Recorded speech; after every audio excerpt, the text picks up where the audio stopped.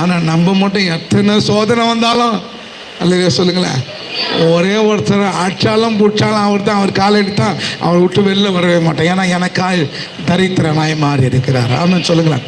அப்போது இந்த தரித்திர நுகம் என்று ஒன்று உண்டு, தோல்வியை கொடுக்கிறது. நல்ல கவனிங்க, நமக்கு சில காரியங்களை நாம் வசனத்தில் தியானித்து கொண்டே இருக்கும் போது ஆசீர்வாதம் உண்டாகும். எத்தனை பேர் ஆமாம் சொல்கிறீங்க? இந்த மாதிரி பொருளாதார ஆசீர்வாத வசனங்களை பேசும்போது சபை நல்லா இயங்கும், நல்ல ஆசீர்வாதமாக இருக்கும்.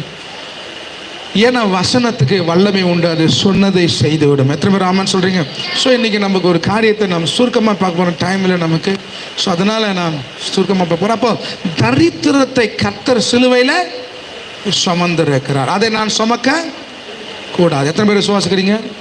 1 நாளாகமத்தின் புஸ்தகத்தில் 29ஆம் அதிகாரம் 12ஆம் வசனமும், இன்னொருத்தர் 1 சாமுவேல் புஸ்தகத்தில் 2ஆம் அதிகாரம் 7ஆம் வசனம்.